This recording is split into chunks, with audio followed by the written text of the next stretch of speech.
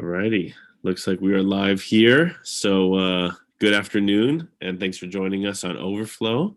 Today we've got Pastor Ryan Bogert and myself, Pastor Ryan Clement, and we are continuing talking through our series Perspective, Seeing God, Self, and Others, where we are looking at the Enneagram tool for how God has uniquely designed us and wired us in order to better understand ourselves and to better understand how God has made us, in order to better love God, to love others, to love ourselves, and to function how God has created us.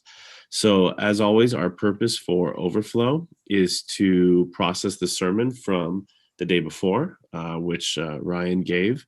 And so he's going to give us a little recap of that. We're going to talk through some pieces and and then we're going to jump into our weekly discussion focus, which is talking about the interaction of different types on the Enneagram. So we'll be talking about type 7 and type 9 interaction today, type 5 and type 1, as well as type 5 and 7 interaction. And this is one of my favorite pieces of the Enneagram, because now that we've spent a lot of weeks better understanding ourselves, we switch into the gear of how we work with others, how we understand others, how we relate to others, and how we connect. So we'll be talking about that stuff too. If you're watching live with us, we always love to hear from you. So go ahead and type in the comments and just let us know that you're with us. Hello. If you have any questions or comments, feel free to put those there. And lastly, we're going to be taking the next 2 Mondays off. We've got some holidays and away time coming up. And so we're going to be taking a break from Overflow for 2 weeks, and then we'll be back in June. So with that being said, Ryan, why don't you take us away on a little bit of a recap of yesterday's sermon? Yeah, absolutely. So my sermon yesterday, I talked about the Enneagram type 5, the investigator, and I am an Enneagram type 5. And I think the thing that stands the most out about 5s is they're very rational, they're very analytical, and they're also kind of reserved in that and more introverted usually. And a classic example from a TV show that might help you understand it a little better is Spock from Star Trek, because he's very unemotional, flat on the surface, and he's not the most social guy, and he's very logical. He analyzes everything. So that's kind of like maybe a little bit of an over-the-top caricature of what a 5 looks like, but an example to kind of work with mentally. And we read from John chapter 3 at first and went through the book of John a little bit to examine the character of Nicodemus. And we see how he represents a 5 because he's very logical. He asks very logical questions to Jesus. And when Jesus speaks in metaphor, non-literally, he takes it very literally and he analyzes it. So there's a disconnect between Jesus and Nicodemus there. And I think essentially the challenge that Jesus was trying to present to Nicodemus is that Nicodemus was trying to understand Jesus and understand God with his head, and he needed to let Jesus into his heart. And we go on to talk about what 5s look like in health and unhealth. And when they're unhealthy, they can be nihilistic, which means not finding meaning. Nothing is meaning, nothing has purpose, nothing really matters. They can also be very selfish and self-oriented, where they only do what they want. And they can be very greedy and stingy, where they're not generous with things they have, because that goes with selfishness. But Nicodemus, we see later in the book of John, displays health because he stands up for what he believes in. He does find, there is a right and a wrong, which 5s sometimes think nothing's right and wrong because nothing really matters anyways. So he stands up for his beliefs, which is good. And then he also is very generous. He gives hundreds of thousands of dollars roughly of burial herbs and burial cultural things at the time for Jews to Jesus when he dies, to help wrap the body and stuff, which, 3 days later, Jesus didn't need that, but, it was still a very generous and sign of Nicodemus being healthier in that. And then I also talked about how you can love an Enneagram 5. Because they're more reserved, they don't engage with people as much. So it's really important to affirm them when they engage. And I think this is not just an Enneagram 5 thing, because often it's like when someone doesn't come out and interact with like the family as much or something, people say things like, look who decided to show up. And for the 5, that really shames them. That really makes them feel bad, and they want to go hide in their room again, back with their computer or whatever they were doing. Another way to connect with a 5 is show interest in their passions. 5s are often geeking out about really weird things. So you can show interest in that, and it makes them feel cared about and connected to. And lastly, sometimes they do just need space. To give them that space so that they can recharge and give you the best version of themselves when they're ready. Yeah, I think that's the core of it. And just, I think the most important thing about faith for the five is fives can be very analytical. And some fives really need to learn, like Nicodemus, to let Jesus out of their head and into their heart. And that can be a challenge for fives who call themselves Christians at times. Awesome. Yeah, thanks for sharing that. I know there was a lot of content in that sermon, and you did a good job summarizing it and recapping it quickly for sure. So if you missed the sermon, definitely go back and check it out. It was really helpful and informative. I think some of my favorite pieces that really stuck out to me, the first thing is that the five wants to be seen as competent, and one of their core fears is being seen as incompetent. That's correct? Mm-hmm. Yeah. And so just understanding that focus and trajectory and value, I think, is really helpful to understand fives that I know, to understand you, to understand other fives, that's a high value for them. And so a lot of their contribution to scenarios, situations, experiences is competence, is knowing about things and how things work, and really researching and diving in. You want to invite your five friends. If you're saying, hey, I'm looking, because we're going to go camping. We're going camping this weekend, and we'll be up in Yosemite. And we just looked at the weather, and the overnight lows are 13 degrees. And so it's supposed to be 13 degrees, and we're tent camping. And so we're trying to find some ways. With the kids? Yep. Oh, okay. Good luck with that. Exactly. And so, I need to call upon my five friends to say, can you research some ways to stay warm, like in intent. And I feel like, Ryan, I mean, correct me if I'm wrong, is that something that like a five would want to dive in and research and understand? I think for fives, it depends on the five, because I don't think fives necessarily become experts at everything. They become experts at their fields of interest. So any five who's outdoorsy or likes camping, which they're definitely out there, I'm sure has a lot of knowledge on that. What I will say is I know for a fact that when you're in a sleeping bag, the temptation is to, like, if it's really cold, the temptation is like wear a sweater and pants or sweats or whatever while you're sleeping. But actually, the less clothes you wear, the more your body heat heats up the bag around you, and that's actually warmer. So anyways, that's a random piece of knowledge that I have. And I've tried it. I've tried sleeping with a sweater on. I've tried sleeping with a lot less on and just mostly skin. And it does heat up the bag and it keeps you warmer. So that's a fun fact. Okay. Random fact that I have. So yeah. So I like that idea, and it'd be very shaming for a five for them to be perceived as incompetent in something, especially an area of interest or expertise or passion. And so I think that just helps me better understand kind of how to treat them a little bit better and value them. And I really like the part about Nicodemus. I felt like I understood his perspective more, reading John 3 in the past. I'm like, born again, go in your mother's womb. Like, who would respond like that? Like, who would say, like, of course it's a metaphor, but just understanding kind of how Nicodemus worked. And I think it just kind of gives some value there. So I appreciated that for sure. Mm-hmm. Yeah, and I will say the basic fear of a five is being competent, and on the flip side, their basic desire is to gain competence and be competent and gain knowledge. One way for me as a five that manifests a lot, I don't think I mentioned in the sermon, is I kind of mentioned in the sermon, is I am, whenever anyone asks a question about like, oh, I wonder like something super random, like I wonder like what percent of the people in California are the different like ethnic breakdowns or something like that. Whenever someone asks a question and there's no answer to it, and I know I can Google it, I instantly whip out my phone, Google it, and get that answer. Like, I don't like unanswered questions. It's like, if you're not sure about something and you're curious, why wouldn't you instantly go find out if it's easy to Google? So anyway, so I always am like ready to find out more information about something as a five and do that quick Google search and learn it so that I can share it with the group.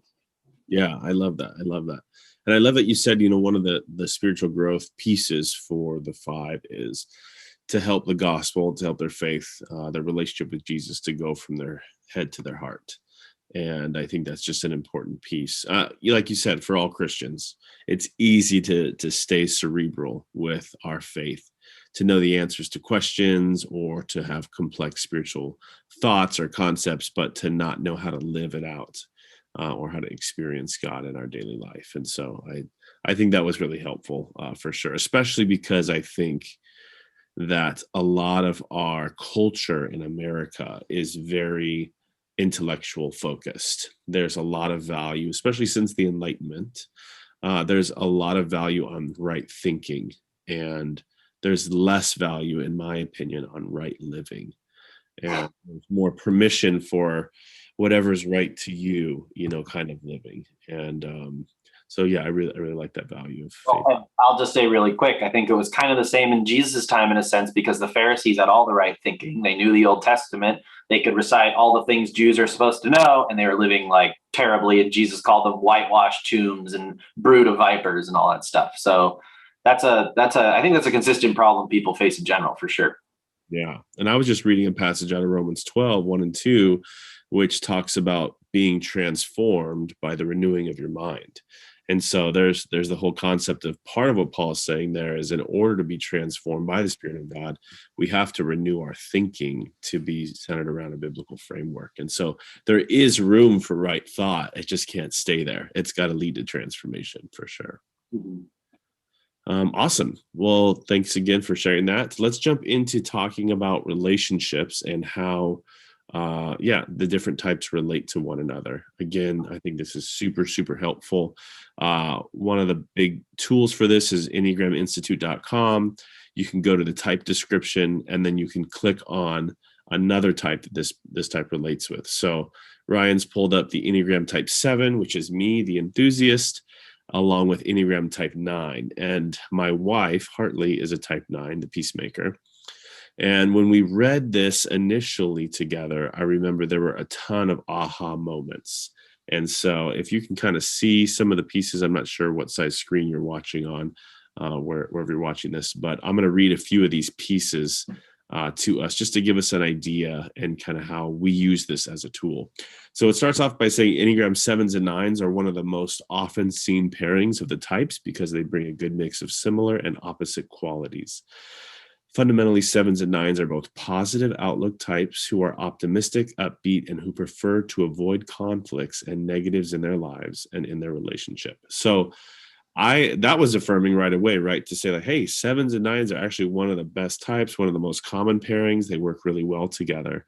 And I've definitely seen that in our almost 10 years of marriage, that in a lot of ways we do work well together, that we are very positive outlook types, that we are very optimistic. And one of our most common phrases as a couple is like, what do we need to do to have a good time? Like, that's really like how we frame our decision making in our family, which is also a conviction, because we don't want to just always be in pursuit of the good time. But it's like, hey, what would be the most fun thing to do with the kids tonight? Or what would be the most fun thing to do this weekend? Or how do we have the best time? Yeah. And as a parent, I'm sure that mentality helps to keep you sane. Yes, for sure. And the kids are having a good time. But we can very easily miss a lot of the responsibility portion of being a family and what we should be doing. Things like that. There's some more descriptions in here about the tendency of both 9 and 7 to kind of avoid negative emotions, to kind of avoid conflicts, and to just move on. And so if Hartley and I get into a spot where we're in conflict, sometimes we just go, let's just move on, because we're just not resolving this. So rather than hashing it out and digging deeper and causing more pain, just like, hey, we got into a bumpy spot, let's just move on. And so we'll definitely tend to do that. So there's a lot of good pieces here of why 7s and 9s work together. I like the part that says that I think it says 7s bring the entertainment and 9s bring the audience. And so it's like, yeah, that works. Hartley used to laugh at my jokes, but she doesn't laugh as much anymore. But I think that just kind of comes with time. There are also, the second section is like potential trouble spots or issues. And what's helpful here, and it says this at the bottom, but if you start to look at your type, your stress line, so the 7 stress line goes to a 1, and the 9 stress line goes to a 6. And so as Hartley starts functioning like an unhealthy 6, and as I start functioning like an unhealthy 1, that's where we start to see more and more stress in our relationship. And so the tendency here is for 7s to be aggressive, to be very black and white, and to be, we need to fix this right now. And then the tendency for 9s is to want to withdraw and to take some time. And so in conflict, in unhealth, my tendency is to say, you're not leaving the room until we fix this right now. And we're going to talk about every single problem that happened. And my wife's tendency is more, I need some space to think, to process, to figure out where I'm at before we can come back together.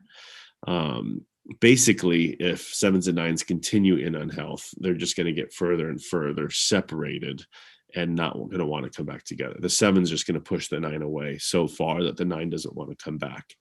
And so that's kind of how things get going there. It says that both types tend to blame the other for problems in the relationship. And it's just so funny because oftentimes if we come up against a conflict, we're very tempted, especially me, I'll admit that, to see why the other person is the reason that there's a problem. And it's so funny how blind and how easy it is to be blind to owning our own responsibility. And so that's a big tendency there. And so there's a lot of other details and pieces here, but I think for you at home to read up on your type, to understand your type like we've been doing all these weeks, and then to choose any relationship, a significant other, a coworker, a family member, and to understand their type, and then to understand what they need and where you're going to have conflict and where you're going to work together, I think is going to be super helpful. Just another quick example before we jump to Ryan's example. I know that my dad is probably for sure a 2. He's definitely a helper. He always goes way out of his way to help people. But I know about 2s a couple things. Number one, they also need help, even though they rarely ask for it, unless they're dying. They also need help, and they need acknowledgement and appreciation. And so I can just even know in that relationship dynamic, I need to not just embrace the help and move on. I need to be grateful and thankful and also reciprocal in helping back. Those are important ways to love. And so understanding these dynamics will really help pave the way for us to love others as God has called us to love them. And that's ultimately what this series is focused on. So, Ryan, thoughts? About yours? If you have any, otherwise jump to your example. Not really. I mean, I feel like you nailed it pretty well, and I'm sure you understand your and Hartley's relationship a lot better than I do. But I'll say just so everyone knows, is the way you find this is just go to enneagraminstitute.com, which I think we also have a link to that on our Enneagram page on nlcc.org. But then if you just click on a type and then go down to the bottom, you can just click compatibility with other types. So I just clicked to the 7. And that's the 7 and 9. So I would just say, I think the best thing you can do for this week to prepare for life group, or if you've already had it, just even think about it a little bit more, is to go, if you know your type and you know your spouse's type, if you're married, or whoever your closest person to you is, read about that type. Because me and Ryan Clement, we both talked about how the first time we read this between our type and our spouse's type, it was like light bulbs, fireworks were going off, just like, oh yeah, this explains so much.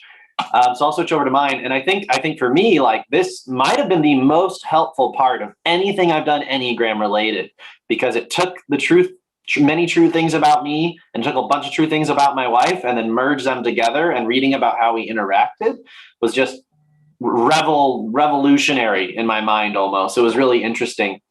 So I'll just run through some of this. Both me and the 1, my wife, Sarah, are fact-oriented, and often they like to talk about fun topics. They like to talk about interests. They multiplicity of their interests for intellectual stimulation. Like this says, from the opera to sports to politics to economics to history, right? Like my wife loves watching documentaries a lot. And I like watching some documentaries as well, but often the really cool documentaries we like watching together, where we both feel like we learn a lot. And then we're kind of bouncing ideas off each other, and I'm adding my insights as a 5 to other things I know to the documentary. Occasionally there's a documentary, or documentary shows something on the screen like a statistic, and I yell out, "That statistic is so misleading and wrong." Anyways, about so I'm often but throwing my own challenge into that. But we enjoy processing those things together. We share a rich mental life of intellectual stimulation, curiosity together. And then so I think for me, though, the part that really just blew up in my mind the most, that was just the most exciting and interesting to me, was reading about the potential trouble spots or issues. So I just feel like it nailed so well the way me and Sarah have conflict sometimes. And so the biggest thing I took away from it is ones tend to believe in the objectivity of certain truth. And that once these are known, you can be at objective certitude. You know what's right and what's wrong. So ones are generally very black and white, right? There's a right way to do things and a wrong way to do things. And this is true and this is false.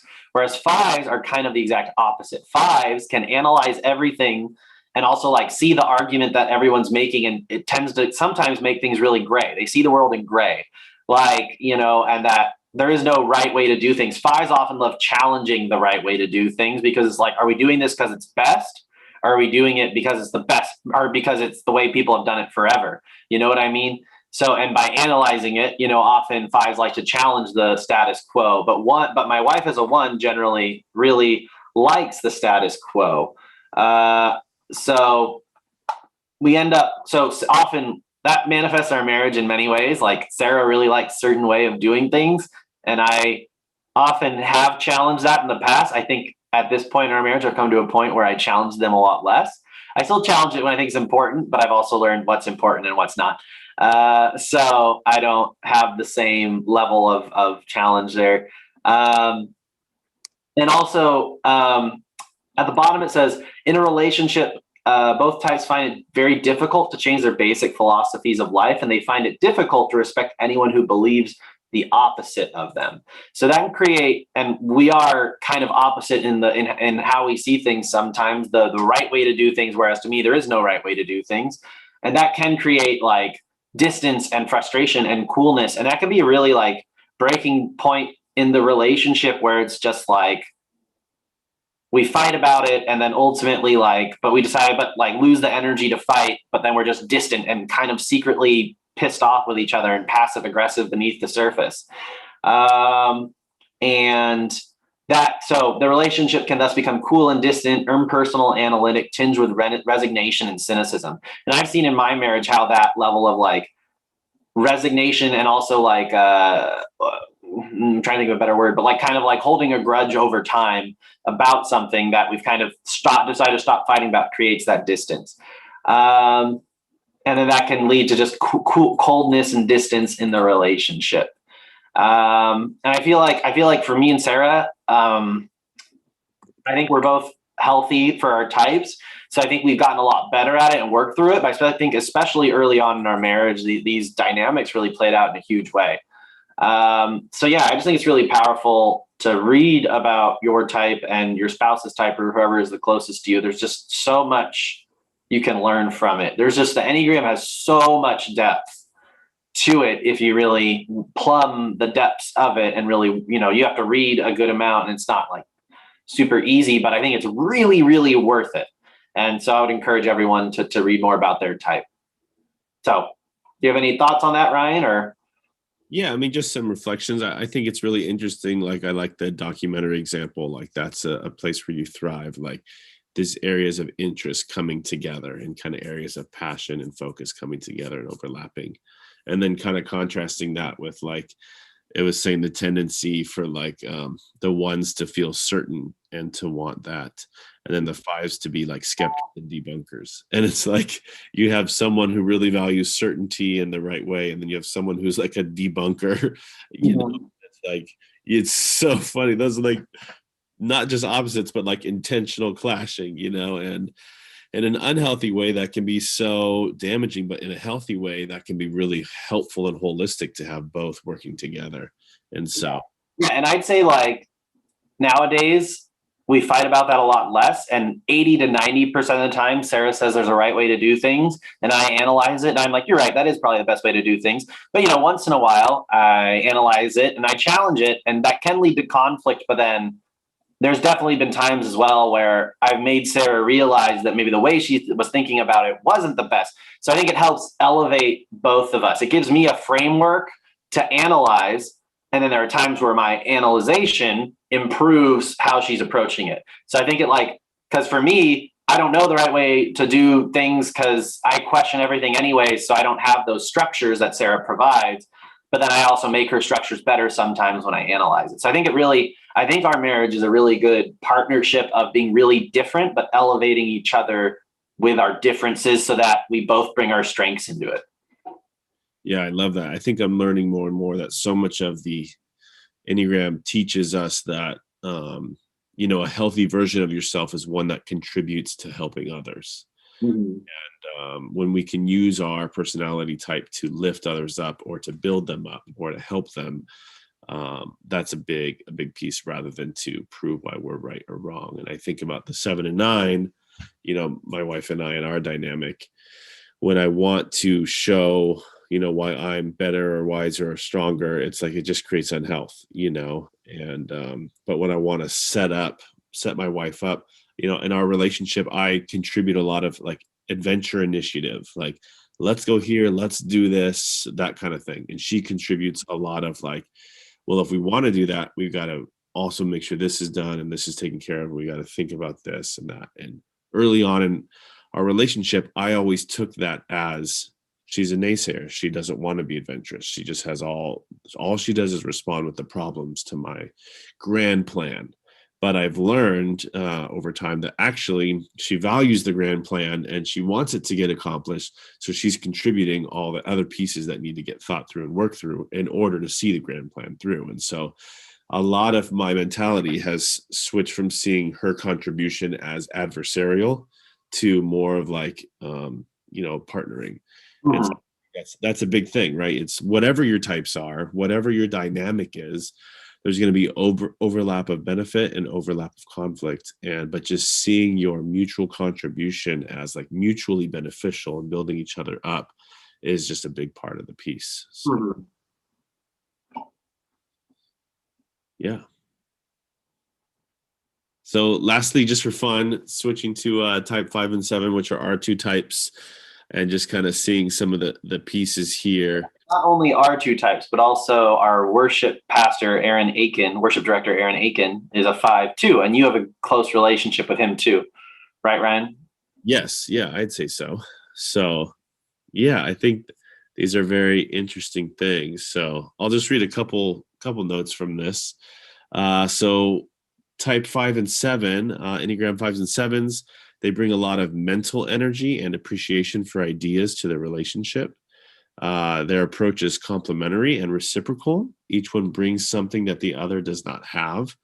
On the positive side, 5s bring a depth, clarity of observation, and insight into objective state of affairs, independence and self-reliance, and often a wonderfully offbeat, whimsical sense of humor.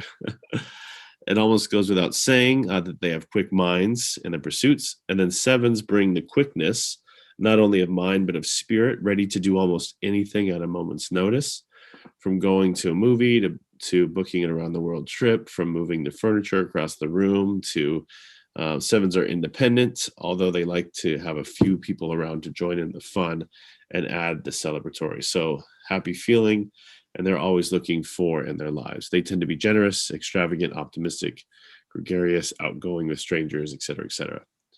So, I think one of the interesting things here is it's the 5s and the 7s are both thinking types. They're both like analytical and intellectual. And it's almost like the 7s are wide and the 5s are deep. And like they almost kind of need each other to kind of work well together. Yeah, so I think I've seen that where it's like I'll have kind of like big picture ideas here, and then you're kind of good at like thinking through like the depth of what that looks like and how to do that. And you've thought through things a lot, and it's easy for me to just throw out like 100 ideas very quickly. Right. Yeah, and I think for me, like I feel like for me in ministry, I do my best when I find something like I really believe in, I've really thought about it, I'm like, oh, this could be really, really good. And then I try to like take it really like put a lot into it and bring it out as much as possible.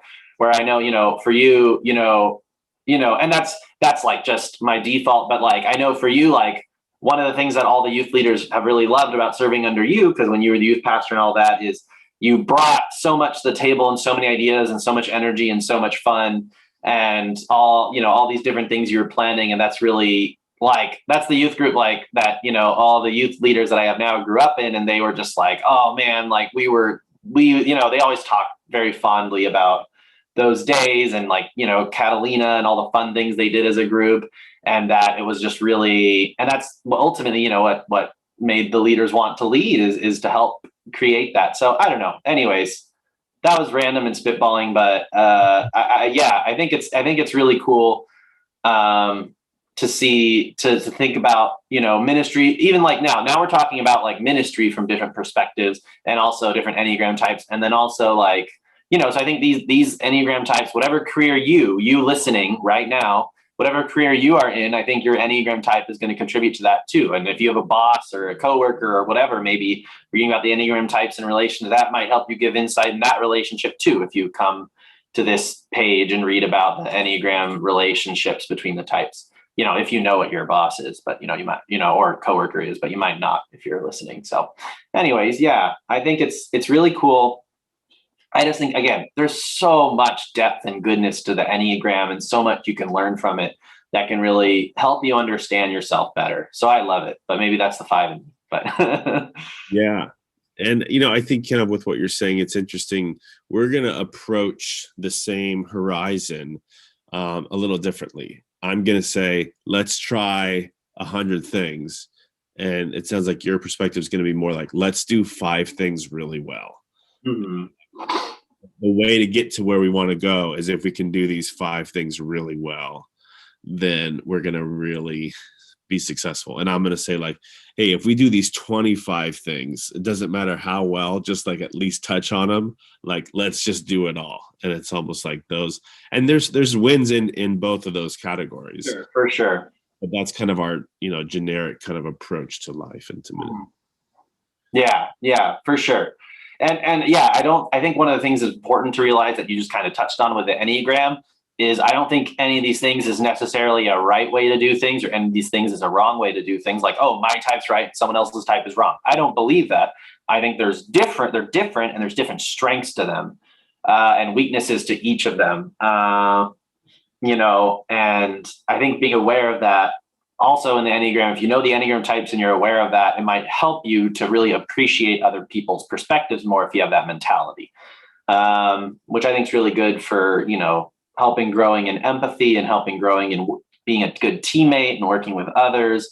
And also like, if you're on like a team or a staff or a group of coworkers, delegating based on your strengths and contributing where your strengths are. I think that can be really cool because, I can't think of any off the top of my head, but there are certain projects or work environments where 5s would really tend to thrive, and certain ones where 7s would tend to thrive, and certain ones where 9s or 1s or 3s would tend to thrive, So if you know that and you know where you thrive in your type, that can really help you contribute to your team in a more workplace oriented environment.